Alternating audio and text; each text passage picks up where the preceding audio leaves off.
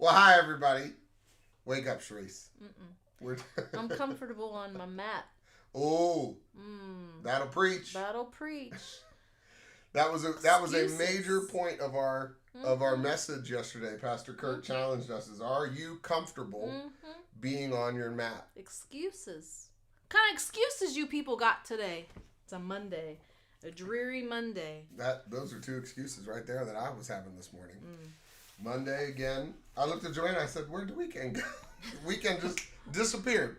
For us, we're in throes of obviously here at church and all that, but then our kids doing soccer and everything else, and it's like we run from one game to the next, and somehow the whole weekend's gone. Yeah, and you know that's what happened to that man for as long as he laid there. 38 years. 38 years. That's a long. That's a long time. You know what? One of our dear friends, their children just got engaged. I saw that posted this weekend, and I thought, Lord, how many gray hairs do I got? Because this mat doesn't seem that old. But I thought, I wonder if he ever got a new mat. I don't know. Or did he sleep on the same mat? Did anybody ever bring him a new blanket? How tethered was it? You got nothing to say? Well, I've been thinking about. Sorry, my silence was not to say I didn't have any thoughts. I was just thinking about this guy, like thinking about the family that carried him. Mm-hmm. Like 38 years is a long time to care for somebody. Yes. Were they frustrated as him? Were they, obviously they took him to this pool. All sorts of. We had dialogue even this morning in prayer of, there are some verses, verse 4, I believe, that's left out of a lot of the manuscripts, a lot of the translations, but then it shows up in a lot of the newer ones. And this whole, what is this seemingly to be mystery around the pool? Yes. Was it an angel? Did the angel come to God? Send an angel down? Was it just the hot springs bubbling up and it was just earth gas? And that's what everybody thought that was what healing them. Earth gas? Yeah. Was there... Bust a bean. Move on from that. So, was it that, were there actually healings there? I would think, for 38 years, and we don't know how many years before this, right. Something, for people to show up day after day, not knowing when this is going to be for 38 years, like that's a lot of hope to put in something that you don't know. We talked about that a little bit this morning in prayer. But just, this whole story, again, I'm always, every week, when you glance over this story, you kind of miss a lot of the details. But then when you slow down and really talk about it, like step by step, man, there are so many details or so many questions that might pop out about this man in this situation. You know what strikes me too is that when you mentioned about the people who would have tried to carry him or would have tended to him over time, think about in our Christian walk as we, bear one another's burdens, as Galatians calls us to do, and how we have to care for each other in the faith. Sometimes a walk with someone else, helping them through their Christian walk, helping them to bolster their faith, like you can do this, God's with you. Sometimes those walks can feel hard, really hard, and really long as we care for those in the faith. And so for this person, who were the people that were with him? Did some leave and be like, forget you, buddy, you can't get to the pool? I did. I jumped in, I got healed, I'm out of here, I'm going to go live my life. Nobody stayed long enough to help him into the water. But yeah, it's and another overarching thing that it just keeps coming up is how impactful one conversation with Jesus is. I mean, that is really a cool repeating theme in John. And we're not anywhere near done yet. We have plenty more conversations to have. But it's one encounter. One and seemingly quick encounter. There's not a whole lot here. I mean, he comes up, talks to the guy, finds out the guy's been there 38 years, asks him the question that Pastor Kurt really highlighted yesterday is, Jesus says, do you want to be well? And which is a strange question at first glance to us. We're like, yeah, of course he wants to be well. But does he really? Does he really want to be well? Right. I talked with somebody at lunch yesterday that she retired, worked in welfare system, was a case manager for that, and she said that she was always surprised, and it was just interesting, like it brought it into current day. She goes, I was always surprised at people who didn't want to get out of the system. We're content to stay. Yeah, and I think so many of us, you even look at the story of Hannah in 1 Samuel when she came to the altar and she was praying, and so much so that Eli, the priest, thought she was drunk, or that she was intoxicated, or there was something wrong. Not that she was in prayer, that there was something wrong, but she was travailing before the Lord in prayer so deeply over wanting a child, and dealing with some of the ridicule she was from her husband's other wife as she was being taunted.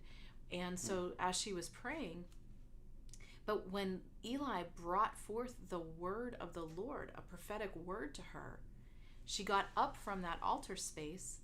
It says that she wiped her face, she went home and ate, and then she knew her husband.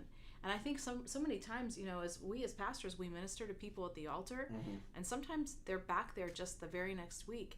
And I think, do you want to be well? Wipe your face, stop your tears, and rely on the word of the Lord. Take up your mat and be well. Well, yeah, in that action of take up your mat, we see it with other people. He said it to the woman at the well. Go. Right. Yeah, there's an activity. Go and sin no more. Go and do. There is our part in the equation. Yeah. And we love to throw all of it on the divine. We love to throw it all at God. Yeah. We love to say, oh well, this is my, Pastor Kurt talked about this. This is my lot in life. This is just what I have to endure. This is because we both have Italian heritage. Because I'm Italian, I'm always going to be angry and loud and all this other stuff. Full body. Yeah. Because of X, Y, and Z, because of this. And we have a part in the equation. We absolutely have a part in the equation. And Jesus already did all the work. Right. He already did it. Right. But that act of, no, there's something we have to hold up to our bargain. And Nikki just said, I didn't think about him as a functioning adult after he was done being made well. Yeah, what was the first thing he did? Because verse 3 says, in this area, the pool, lay a multitude of invalids, blind, lame, and paralyzed. Can you imagine walking into that scene? So it was like a glorified hospital almost. I mean, it was a ward of the state. It was just this infiltration of sick people just waiting to be well. And that picture to me of a multitude. What's a multitude? I mean, the Bible talks of multitudes many times. Sometimes so thousands. Big, yeah. Yes, that's thousands. So hundreds or thousands of these people just sitting at the pool waiting to be well. So yes, Nikki, what was his first thing that he did when he got up? I wonder, like we see this seems to be kind of in between the text that Jesus kind of just shows up, does this, and then kind of fades away before this guy can really point out and say that's the guy. This might be a scene. I'm going to put this on record so that God hears it. I would like this scene to be played out for me when I get to heaven. Like I want to watch this. This is one of the ones I want to watch on repeat. Did Jesus heal anybody else in that? That was. I don't know. It's just obviously it's just a question. There's no answer to it biblically. But yeah, this concept of. And I love the question that Pastor Kurt asked is, what is your mat? And it doesn't have to be, like we said, like it doesn't have to be this monumental, as a kid, we always, like if you're going to the altar, like, ooh, that person must have messed up big time. And you're racking, as a kid, like, what could they be going to the altar for? Ooh, they teach Sunday school. What are they going to the altar for? But it doesn't have to be these big monumental top tier, whatever hierarchy of sin we've created. It can be small habits that you just got really comfortable. You got really comfortable just saying, I challenge this a little bit. I might get canceled for this. Hopefully I guess I'll be sitting by myself next week. But, the pandemic. People got comfortable staying at home. And we had people that stopped being a part of a church family, at least in person, because of extenuating circumstances. And I get it. Or lots of different factors. Yeah, but then some people just got comfortable. Mm-hmm. It's easy to sit at home and just watch it on TV and not be challenged and not have to be together and not have to share life with other people. You can stay in a bubble. That might be a map for you. It's true. It might be, you've just been okay with this small sin staying in your life. Mm-hmm. This might be this addiction. It might be this thing that you just keep coming back to it. You don't want to. You would like to be well from it, but you're not doing anything to step away from it. So I think that the Holy Spirit can guide all of us to say, where have you become really comfortable being okay with the constrictions, the confines of a mat, when the life that he paid for was an abundant life, free. It's just a good challenge for all of us. For sure. I love when the man who was healed finds Jesus, because Jesus, like you said, he withdrew. He faded into the background, and he didn't know who he was. So he finds him in the temple. Of course, Jesus would be in the temple, right? Afterwards, he finds him. And Jesus says to him, "Hey, you are well. Look at you. Look at you. You are well.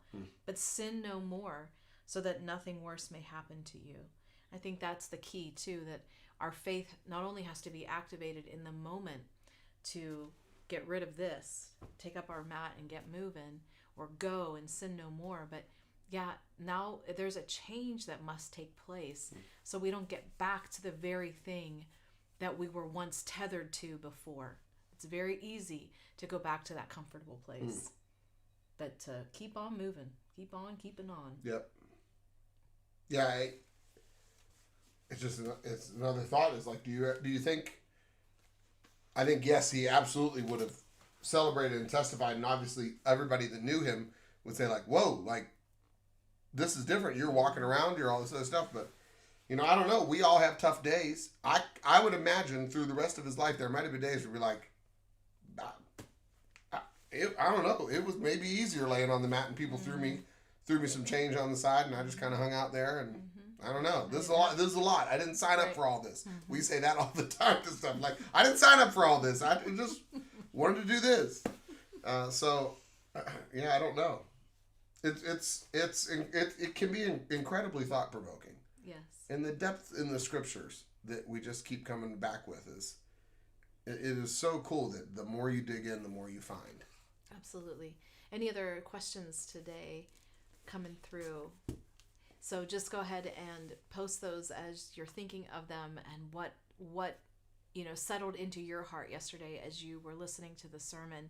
And even if you're watching this on the playback later this week, go ahead and post those questions. We will see them and try to get to them. But yeah, just such an amazing story. And even as a kid, I always thought it was kind of cool. It was called a pool, right? The pool of Bethesda. And so it was like, man, did they have a sliding board and a diving board, into this place? Like, why didn't he just slide on in? Somebody just roll him onto the slide and whoosh, down in the middle. I mean, why wasn't that on the flannel graph? I don't know. Yeah.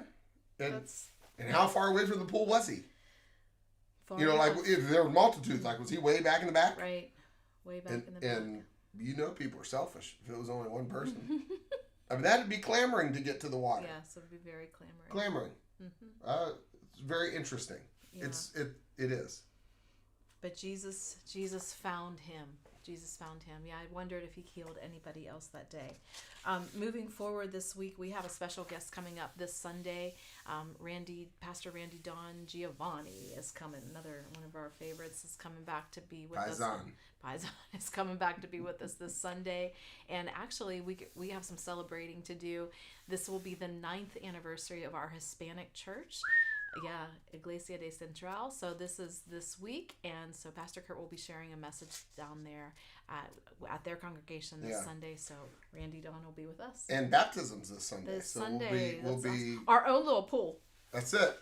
So just leave your mat at the side and just jump on in. So Yeah, I'm excited. Baptisms are Yeah, always it's gonna super be fun. fantastic. It's great to hear people's testimonies and all that. So that's always great to build our faith. So you will get your text or your email today with your Bible reading and your prayer focus. Please remember to get on your calendar. Dan Moeller coming up, not this weekend, but the following weekend. We'll be here with Saturday night service. Sunday morning he'll be with us, and Sunday night. Yeah, May 6th and 7th. Yeah, so be sure to check out that information on the hub.